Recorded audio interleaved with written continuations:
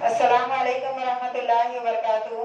تعلیم ہماری ہر حال میں جاری، اس مقصد کے تحت سوریہ اردو پرائمری اسکول ناگرجنا نگر ناندیڑ کے آن لائن طرز تعلیم میں ہم آپ کا استقبال کرتے ہیں۔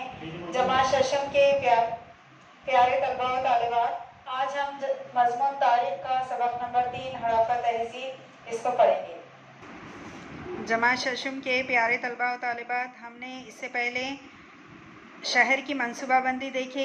اب ہم 3.3 پر مہریں برتن اس کے بارے میں پڑھیں گے۔ ہڑپہ تہذیب کی مہریں بالخصوص مربع نما اسٹیلائٹ نامی پتھر سے بنائی جاتی تھیں۔ مہروں پر مختلف جانوروں کی شکلیں ہیں، ان میں بیل، بھینس، ہاتھی، گینڈا اور شہر جیسے حقیقی جانور اور ایک سینگ والے خیالی جانور دکھائی دیتے ہیں۔ دیگر جانوروں کی شکلوں کی طرح انسانوں کی شکلیں بھی بنی ہیں۔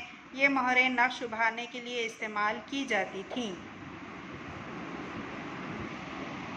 ہڑپہ تہذیب کے مقامات کی کھدائی میں مختلف قسم اور بناوٹ کے برتن ملے ہیں۔ ان میں لال رنگ کی سطح پر کالے رنگ سے نقش و نگار بنائے ہوئے برتن ہیں۔ نقش و نگار کے نمونوں میں مچھلی کے سپنوں، ایک دوسرے میں پھنسے ہوئے دائرے، پیپل کے پتوں جیسے ڈیزائن شامل ہیں۔ ہڑپہ تہذیب کے لوگ مرے ہوئے شخص کو دفناتے وقت اس کی لاش کے ساتھ مٹی کا برتن بھی رکھتے تھے۔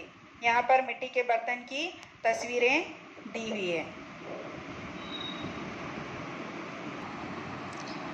ہڑپہ تہذیب کا بڑا غسل خانہ۔ پوائنٹ 3.4 موہنجودڑو میں ایک وسیع و عریض غسل خانہ دریافت ہوا ہے۔ اس سے بڑے غسل خانے میں تقریباً 2.5 میٹر گہرا نہانے کا حوض تھا، جس کی لمبائی تقریباً 12 میٹر اور چوڑائی تقریباً 7 میٹر تھی۔ حوض کا پانی رسنے نہ پائے، اس لیے حوض کو اندر کی جانب سے پکی اینٹوں سے بنایا گیا تھا۔ حوض میں اترنے کا انتظام، وقتاً فوقتاً پانی بدلنے کا بھی انتظام تھا۔ یہاں پر موہنجودڑو میں واقع بڑا غسل خانے کی یہاں پر تصویر دی ہوئی ہے، دیکھیے۔ اس کے بعد ہڑپہ تہذیب کی عوامی زندگی۔ ہڑپہ تہذیب کے لوگ کاشتکاری کیا کرتے تھے۔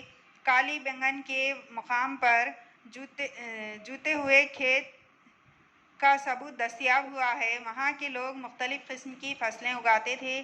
ان میں گیہوں، جو، بارلی خاص فصلیں تھیں۔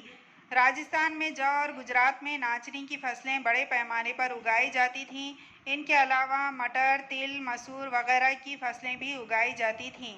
ہڑپہ تہذیب کے لوگوں کو کپاس کا علم تھا۔ کھدائی میں پائے گئے مجسموں اور مہروں پر بنی ہوئی تصویروں اور کپڑوں کے باقیات سے اس بات کا ثبوت ملتا ہے کہ وہ کپڑے بنتے ہوں گے۔ گھٹنوں تک کا لباس اور چادریں عورتوں اور مردوں کے لباس میں شامل تھیں۔ ہڑپہ دور کے فن کا یہاں پر نمونہ دیا ہوا ہے، دیکھیے تصویر میں۔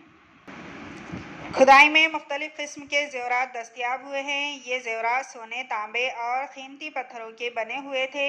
اس طرح سیپ، کوڑی اور بیجوں کے بھی ہوتے تھے۔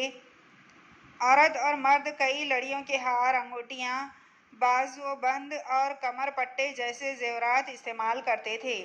عورتیں بازوؤں تک چوڑیاں پہنتی تھیں۔ ہڑپہ تہذیب کے یہاں زیورات کی تصویر دکھائی دے رہی۔ ہڑپہ دور کے فن کا عمدہ نمونہ، یعنی وہاں دریافت ہونے والا ایک غیر معمولی اور منفرد مجسمہ۔ اس مجسمے کے چہرے کی ہر تفصیل انتہائی واضح ہے۔ اتنا ہی نہیں، اس نے شانے پر جو شال اوڑھ رکھی ہے، اس پر 3 پتیوں کی نقاشی بڑے ہی خوبصورت انداز میں دکھائی گئی ہے۔ یہ مجسمہ ہے، اس پر دیکھیے، یہ جو ابھی بتایا گیا ہے اس مجسمے کے بارے میں بتایا گیا ہے۔ جماعت ششم کے پیارے طلباء و طالبات، ان ویڈیوز کو دیکھیے، گھر پر اس سبق کو پڑھیے اور سمجھیے۔ ان ویڈیوز کو زیادہ سے زیادہ دیکھیے، اس سے فائدہ حاصل کیجیے اور لائک کیجیے، شیئر کیجیے اور سبسکرائب کیجیے۔ سبسکرائب کرنا نہ بھولیں۔ اگر آپ سبسکرائب کریں زیادہ سے زیادہ تو آپ کو اس کی نوٹیفیکیشن جلد سے جلد ملتی رہے گی۔ ہم پھر ملیں گے۔ اللہ حافظ۔